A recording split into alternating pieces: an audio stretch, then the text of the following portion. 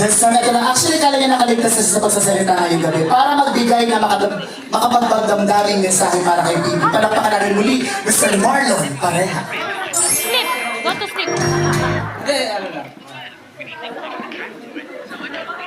Bilang kaka mga subaybay sa Where's your daddy? kaibigan.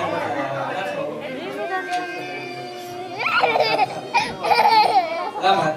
Ito, yung ko sa'yo bilang treasure. Ito, sabi ko, sa